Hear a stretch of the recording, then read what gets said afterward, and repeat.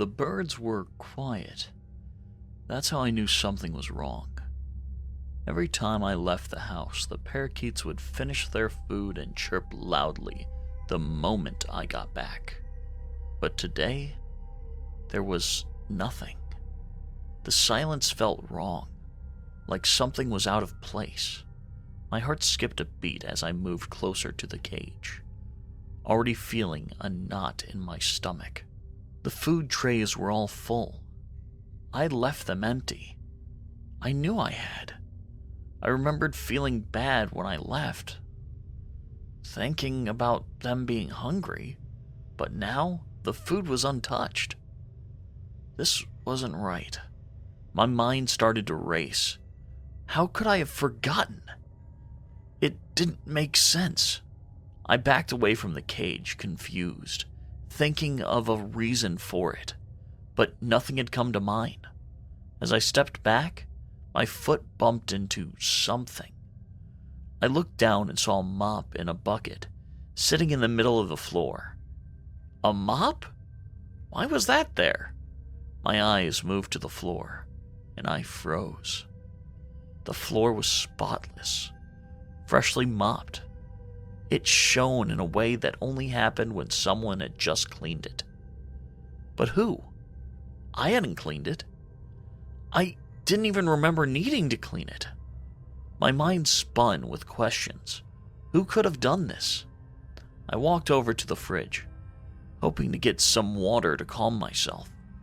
But as soon as I opened the door, my stomach dropped. Everything had been rearranged. The grocery bags I had left on the counter were now neatly put away in the fridge. The cheese was open, and the bacon was partially used. I slammed the door shut, feeling a wave of panic rise in me. Someone had been in my fridge. Someone had gone through my food. I took a step back, my heart racing, my thoughts spinning. Who would do something like this? Why would they go through my things? Why didn't I remember doing any of it? I was starting to feel like I was losing my mind. I wasn't a sleepwalker. I didn't drink or do anything that would make me forget what I had done. But all this, the clean floor, the rearranged fridge, it didn't add up. I had to know who was behind this. And then I saw it. On the corner, under a dish towel, there was a piece of paper, a note. I reached for it with trembling hands, the dread crawling through me as I pulled it out. The handwriting was neat, almost too neat. And the words, I couldn't believe what I was reading. Don't worry. Be happy. Eat up and scratch. I stared at the note and the plate of fresh breakfast next to it, my mind trying to make sense of it. What did it mean? Who would leave a note like this after breaking into my home? The feeling of unease deepened. It wasn't just a robbery anymore. Why break in and cook a meal? Was it some kind of satanic ritual? I took a step back from the counter, my breath shallow. The more I thought about it, the more my chest tightened. I couldn't stay here anymore. I needed to get out. My apartment no longer felt safe. It felt like someone was watching me, like I couldn't trust anything around me. I needed to leave.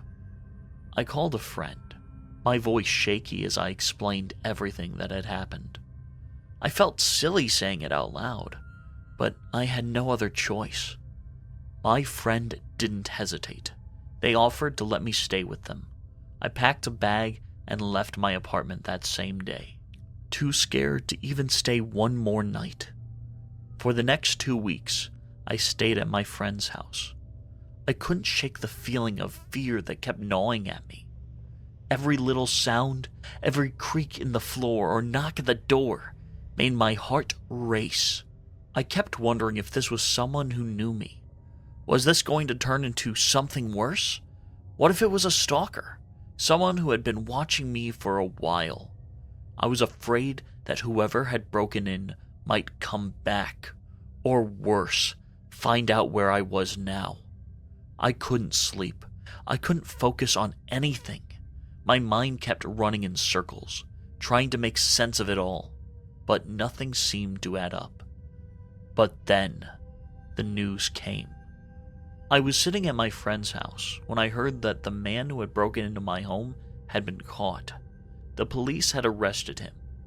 He had done the same thing at other houses, using someone else's food and even washing his clothes there. When I heard the news, I felt a huge weight lift off my shoulders. The fear that had held me captive for weeks started to fade. I could finally breathe again. I felt a sense of relief wash over me that I hadn't realized I had been holding in. The man who invaded my home, who had made me feel so unsafe, was behind bars. I was safe again. I didn't have to worry anymore. For the first time in 2 weeks, I felt the tension in my chest start to loosen. I could go back to my apartment now. I could sleep in my own bed without worrying if someone was watching me. I could return to my life without the constant fear of something else happening. The man was arrested, and I was finally free from the grip of fear. I could go home. I could relax. And for the first time in so long, I could sleep without jumping at every noise.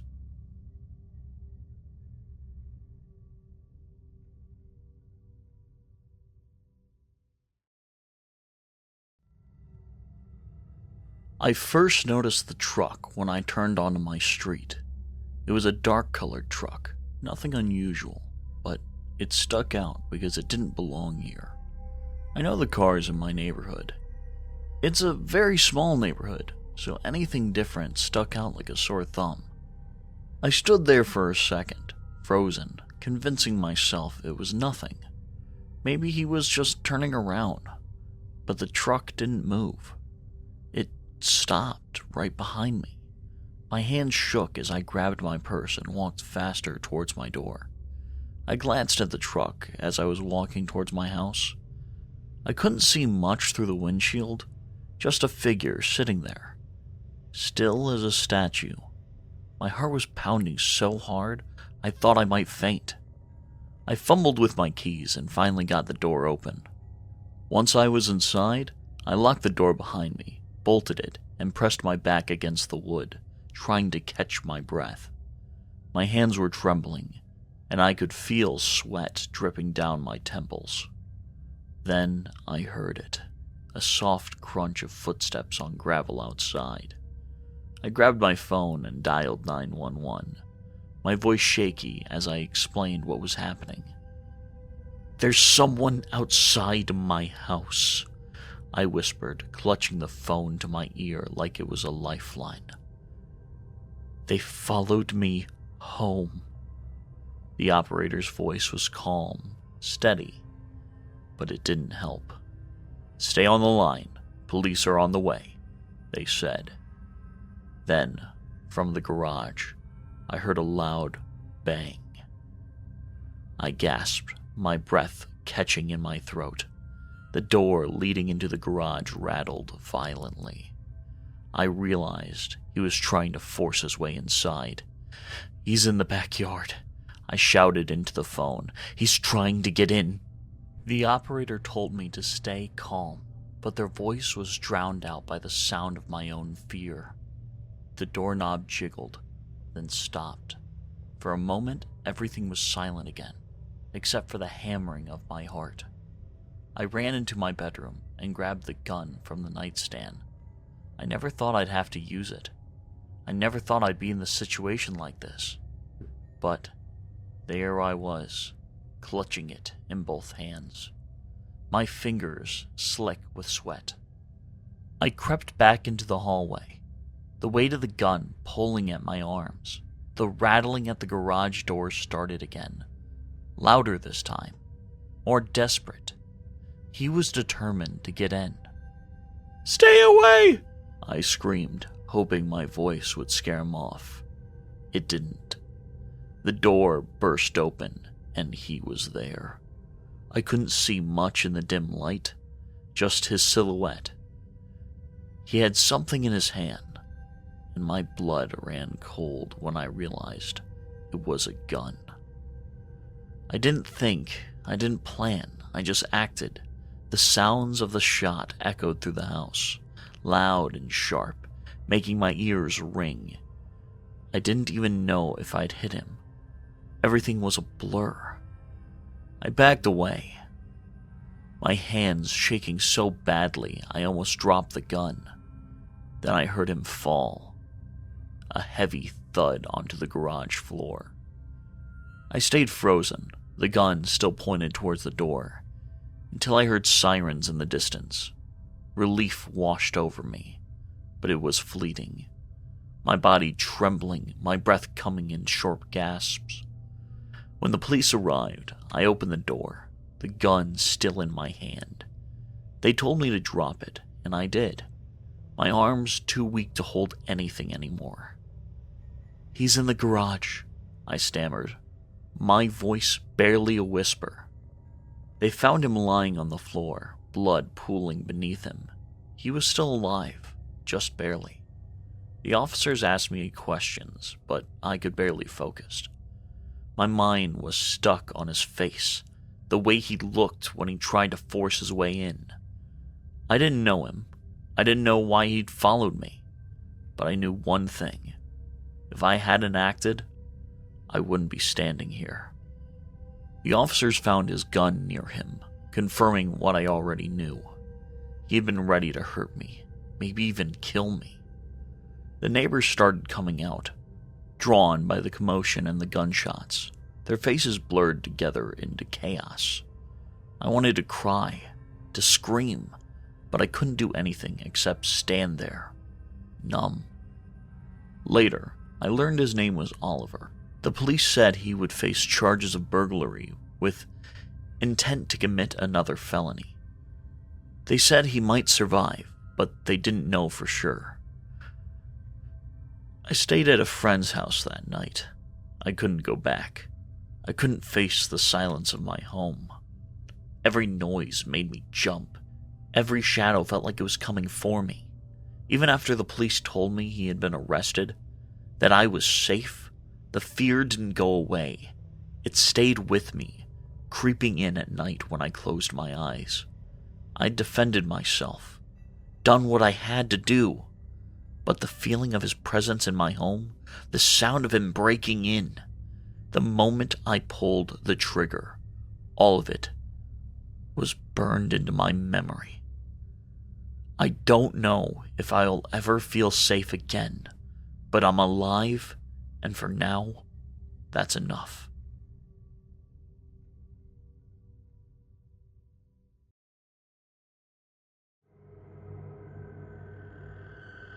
It happened on a Tuesday evening, a slow, hot summer night that had drained the day of anything interesting. The air felt still, like it was holding its breath. I wasn't out for anything specific, just a walk to clear my head, to kill time between work and sleep. Then I heard it. A screech of tires, fast and desperate. A loud thud, then silence. The kind of sound that hits you in your chest and doesn't let you go. By the time I turned, the car was already gone. Its taillights were like angry eyes disappearing into the dark. The engine rumbled off, fading quickly. The street was empty, except for her. A woman, lying near the curb. Her shoes were off, tossed in different directions. Her hand twitched, slow, like she was trying to grab something that wasn't there. "Hey!" I shouted, hoping to get a reaction, like maybe I could shame the driver into coming back. Stupid. My voice cracked in the quiet, swallowed by the stillness. I grabbed my phone and called an ambulance, my hands shaking as I knelt beside her. "Are you okay?" Help's coming. Just hold on. I kept looking down the street, waiting for headlights to come back. They didn't. By the time the paramedics arrived, she was still breathing, just barely. They moved like they'd done this 1,000 times, efficient and calm, while I stood there useless, giving my statement to the cops. A black sedan, tinted windows, no plates. I didn't have much more. The officer jotted it down, but I could tell he wasn't impressed. "That's all I saw," I told him. He didn't look convinced. I went home feeling like I'd done something wrong. I sat in the dark at my kitchen table, running it all over in my head. The screech of the tires, the thud, her hand twitching, I couldn't shake it. That night, I kept seeing her hand in my dreams, twitching, reaching for something. The first message came the next morning. "Keep your mouth shut." I stared at it, trying to make sense of it. Wrong number? I thought, but my chest tightened anyway. I couldn't shake the feeling that something was watching me, or someone. At work, an envelope slid under my door. I heard the scrape before I saw it. My name was scrawled across the front in a messy handwriting. Inside, a photo of me kneeling beside her on the street. The angle was low, like someone had been hiding in the shadows. No note, just a picture. I felt my heart slam in my chest. I looked around the office, but no one was there. I locked the door and stared at the photo. That night I couldn't sleep. Every little noise made my pulse jump. I checked the locks 3 times. I thought about ignoring it, pretending it didn't happen, but I couldn't. I wouldn't. So I went back to the station the next morning, the photo in hand. The cop behind the desk looked at it, and then at me. "Where did you get this?" "Someone sent it to me, I think they're watching me." He stared at me like I was wasting his time. "We'll look into it." I knew he wouldn't. When I got home, my door was slightly open, not wide, just enough to make my stomach drop. I stood in the hallway, frozen. My breath felt too loud in the silence. I pushed the door open with my fingertips. Nothing was missing. Nothing was touched, except the photo. It was gone. That's when I knew. Someone wasn't just trying to scare me. They wanted me to know they could get to me. I sat in the dark for hours, my phone buzzing once. Last warning. I stared at it, then shut off the phone. If they wanted me quiet, they picked the wrong guy. I stood up, looked out the window. Somewhere, someone was watching me, and I was watching back. I looked out into the darkness outside and imagined that whoever was stalking me was out there in the shadows, waiting. I thought of the woman bleeding on the asphalt as tires screeched. My chest filled with rage. "You," I shouted into the still night, defiant.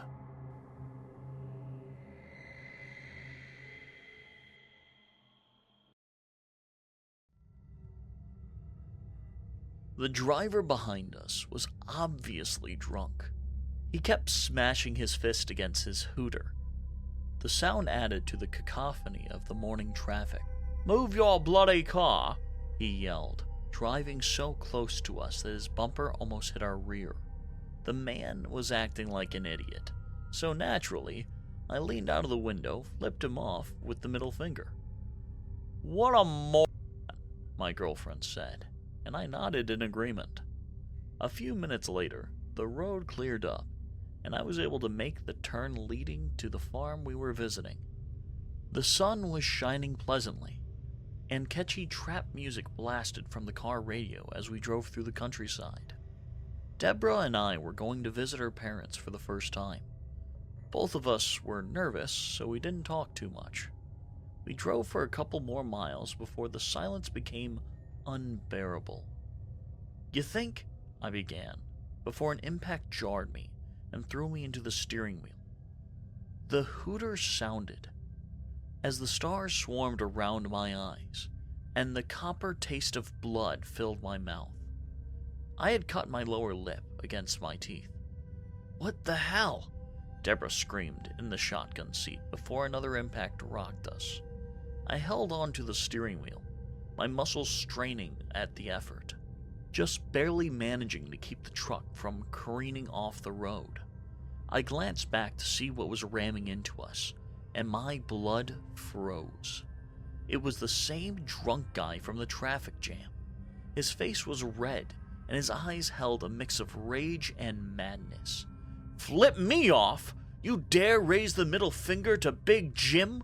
he roared, accelerating until his truck rammed into us. Luckily, I had accelerated as well, so the impact was minimal.